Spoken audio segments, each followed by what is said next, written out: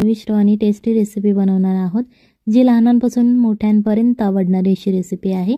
झटपट होणारी आहे, कमी साहित्यात होणारी ही रेसिपी आहे। या रेसिपीसाठी सगळ्यात पहिल्यांदा आपल्याला 2 बटाटे घ्यायचे आहेत। त्या बटाट्यांची आपल्याला साल काढून घ्यायची आहे आणि अशा प्रकारे जर तुमच्याकडे खिसणी असेल तर तुम्ही त्या खिसणीचा यूज करू शकता आणि जर तुमच्या घरात जी खिसणी अवेलेबल असेल त्याचा सुद्धा तुम्ही यूज करू शकता। बटाटे आपल्याला सगळ्यात पहिल्यांदा खिसून घ्यायचे आहेत आणि हे लक्षात ठेवा की हे मी कच्चे बटाटे वापरलेले आहेत, उकडलेले नाही। सो तुम्ही सुद्धा अशा प्रकारे कच्चे बटाटेच वापरायचे आहेत। सगळ्यात पहिल्यांदा हे 2 बटाटे आपल्याला खिसून घ्यायचे आहेत। आता तुम्हाला दिसत असेल बघा, 2 बटाट्याचे एवढं सगळं आपलं खिसून झालेलं आहे। एक प्लेटवर आपल्याला हे खिसलेला बटाटा मिळतो। एका मिक्सरच्या भांड्यामध्ये आपल्याला 1 कप कच्चा साबुदाणा घालायचा आहे। साबुदाणा घालायचा, यामध्ये पाणी बिलकुल पण घालायचं नाही। मिक्सरमध्ये हे तुम्हाला बारीक करून घ्यायचं आहे। बारीक करायचं म्हणजे पीठ करायचं नाही, जाडसर असं रवाळ, ज्याप्रमाणे आपण रवाळ म्हणतो, रवा असतो त्याचप्रमाणे हे आपल्याला बारीक करून घ्यायचं आहे, कारण रेसिपी करण्यासाठी सोपं जातं। पीठ बिलकुल करू नका।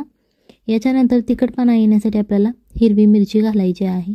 इथे मी 2 हिरव्या मिरच्या घेतलेल्या आहे। तुम्ही तुमच्या इच्छेनुसार, चवीनुसार मिरचीचं प्रमाण कमी जास्त करू शकता। आणि आता हे आपल्याला मिरची घालून झालेली आहे। याच्यानंतर आपण जो बटाटा किसून घेतला होता तो स्वच्छ पाण्याने धुवून घ्यायचा, जेणेकरून बटाटा लाल पडणार नाही। घालायचा आहे ज्यामध्ये आपण साबुदाणा बारीक करून घेतलेला आहे। चवीनुसार मीठ घाला आणि थोडंसं वरतून पाणी घालू शकता। अर्धा ते 1 चमचा पाणी घातलं तरीही चालेल, जास्त घालू नका, कारण बटाट्यामध्ये पाणीच पाणी असतं। सो त्याच्यासाठी हे छान असं आपल्याला मिक्सरमधून बारीक करून घ्यायचं आहे। अशा प्रकारे आपलं हे बॅटर तयार झालेलं आहे। जास्त पातळही नाही करायचं आणि जास्त घट्टही नाही करायचं, मीडियम असं आपल्याला हे बॅटर तयार करून घ्यायचं आहे। एका बाउलमध्ये आपल्याला हे बॅटर काढून घ्यायचं आहे आणि हे बॅटर तुम्ही काढणार तेव्हा याच्या घ्यायचा आहे, एकजीव तयार होईल। याच्यानंतर आपल्याला अर्धा चमचा जिरे घ्यायचे आहेत, अर्धा चमचा मोहरी घ्यायची आणि इथे एक टीप आहे, जर मोहरी तुमच्याकडे उपवासाला खात नसतील तर तुम्ही नाही घातली तरीही चालेल। 1 चमचा सफेद तीळ घ्यायचे आहेत आणि अर्धा चमचा लाल तिखट। ही लाल तिखट मी मिरची पूड वापरलेली आहे, कोणताही गरम मसाला यामध्ये वापरायचा नाही। थोडीशी हळदी घालायची आहे, 1 चमचा धने पावडर घालायचे आहे, तुम्ही इथे कोथिंबीर सुद्धा घालू शकता आणि अर्धा चमचा रेड चिली फ्लेक्स वापरायचे आहे, जेणेकरून दिसायलाही खूप छान दिसते आणि चवीलाही तिखटपणा येतो। सो हे जे सगळे मसाले आहेत ते छान असे चमच्याच्या मदतीने आपल्याला मिक्स करून घ्यायचे आहेत। तुम्ही हाताने मिक्स केले तरीही चालतील, काहीच प्रॉब्लेम नाहीये। सो आता हे मसाले आपले मिक्स करून झालेले आहेत, खूप छान असे दिसायला दिसतात आणि चव सुद्धा खूप छान देतात।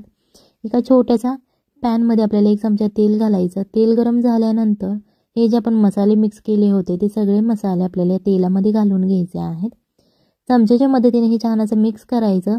मिक्स झाल्यानंतर गॅस लगेच बंद करायचा आहे, जेणेकरून तुमचे मसाले जास्त शिजणार नाहीत, फक्त ते गरम होतील आणि चव सुद्धा खूप छान देतील। नाहीतर तुम्ही गॅस चालू ठेवला तर तुमचे मसाले करपले जातील आणि चव छान येणार नाही। अशा प्रकारे आता आपला हा मसाला छान असा भाजून झालेला आहे। याच्यानंतर आता जे आपण पीठ भिजत ठेवलं होतं ते पीठ घ्यायचं आहे आणि जे आपण मसाले फ्राय केले आहे ते मसाले या पिठावरती घालून घ्यायचे आहेत। सगळे घालून घ्यायचे आहेत, अर्ध वगैरे असं घालायचं नाही, कारण या रेसिपीसाठी आपण जे प्रमाण घेतलं होतं मसाल्यांचं ते सगळं आपल्याला या रेसिपीमध्ये पडलं पाहिजे, जेणेकरून याची चव खूप छान लागते। ही रेसिपी तुम्ही नक्की घरी ट्राय करा, खूप छान चव लागते या रेसिपीची आणि उपवासाला आपल्याला खिचडी खाऊन कंटाळा आलेला असतो। सो एखादा नवीन चेंज असा आपल्या आयुष्यामध्ये हवा असतो, सो त्याच्यासाठी आज आपण ही रेसिपी बनवणार आहोत। इथे आपल्याला एक ग्लास घ्यायचा आहे आणि प्लास्टिकची पाइपिंग बॅग घ्यायची आहे, जी केकवाले यूज करतात क्रीम भरण्यासाठी, डिझाईन काढण्यासाठी। सो ती प्लास्टिकची बॅग घ्यायची आहे आणि अशा प्रकारे ग्लासमध्ये ती फिट करून ठेवायची। जर तुमच्याकडे प्लास्टिकची बॅग नसेल तुम्ही कपडा घेतला एखादा तरीही चालेल, रुमाल सुद्धा घेऊ शकता, पण तुम्हाला तो रुमाल कट करावा लागेल। सो अशी प्लास्टिकची बॅग घ्या आणि जे आपण बॅटर तयार केलेलं आहे ते बॅटर आपल्याला या ग्लासमध्ये घालून घ्यायचं आहे। जेवढं बॅटर यामध्ये बसत आहे तेवढंच घाला, जास्त ओव्हर घालू नका, नाही तर तुम्हाला ते पकडता येणार नाही। बॅटर आपलं घालून झालेलं आहे. आता याच्यानंतर ग्लासमधून हे बाहेर काढून घ्यायचं आहे आणि बॅटर थोडंसं खालच्या बाजूने दाबून घ्यायचं आहे, जेणेकरून ते पूर्ण खाली सरकलं जाईल. यामध्ये जे बबल्स दिसत आहेत ते पुढे आपले बबल्स निघून जातात, सो टेन्शन घेऊ नका. परत हे ग्लासमध्ये ठेवून द्यायचं आहे, जेणेकरून ते छान असं सेट होतं. जराशी एका कढईमध्ये आपल्याला तेल घ्यायचं आहे आणि थोडासा जो पुढचा भाग आहे तो कैचीने कापून घ्यायचा, जेणेकरून यामध्ये जे बबल्स तयार झालेले आहेत ते निघून जातील. तुम्हाला हवं तेवढं तुम्ही कापू शकता आणि अशा प्रकारे तेलामध्ये तुम्ही चकल्या घालू शकता. तुम्हाला जो शेप आवडत असेल तुम्ही तो घालू शकता. आज इथे मी तुम्हाला 3 पद्धती सांगणार आहे ही रेसिपी करण्याच्या. सगळ्यात पहिल्यांदा ही जी पद्धत आता मी दाखवली ती पहिली पद्धत. हे छान असं फ्राय झाल्यानंतर आपल्याला एका प्लेटमध्ये हे काढून घ्यायचं आहे. त्या पोटात जाणार नाही, टिश्यू पेपर सगळं तेल सोक करून घेईल, सो त्याच्यासाठी टिश्यू पेपरचा तुम्ही यूज करा. आता जी ही दुसरी पद्धत आहे त्याच्यासाठी आपल्याला खिसणी घ्यायची आहे छोटी, जी आपण आलं खिसण्यासाठी वापरतो. ती ही खिसणी तेलामध्ये अशी ठेवायची 1 ते 2 मिनिटे, जेणेकरून गरम झाली पाहिजे. आणि गरम झाल्यानंतर अशा प्रकारे तुम्ही याच्यावरती चकली घालू शकता. चकली घातल्यानंतर परत ही खिसणी आहे ती तेलामध्ये सोडून द्यायची आहे, जेणेकरून छान अशी चकली फ्राय होईल. लक्षात ठेवा, चकली काढण्याचा सुरुवातीला प्रयत्न करू नका.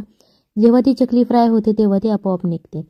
ही जी तिसरी पद्धत आहे, तुम्हाला माहिती आहे कुरकुरे वाकडे तिकडे असतात, सो त्याचप्रमाणे तुम्ही कुरकुरे सुद्धा बनवू शकता वाकडे तिकडे आणि फ्राय करू शकता. जे आपण साबुदाण्याचे पदार्थ तळतो ते सुरुवातीला लगेच चमच्याने हलवायचे नाहीत, नाहीतर ते चमच्याला तुमच्या चिकटले जातील. जेव्हा ते साबुदाण्याचे पदार्थ तेलामध्ये फ्राय होतात ते आपोआप वरती येतात, सो तुम्हाला काहीच टेन्शन घेण्याची गरज नाही. अशा प्रकारे आता आपले साबुदाण्याचे कुरकुरे तयार झालेले आहेत. सो ही रेसिपी नक्की घरी ट्राय करा, आपल्या फॅमिलीला खाऊ घाला आणि मग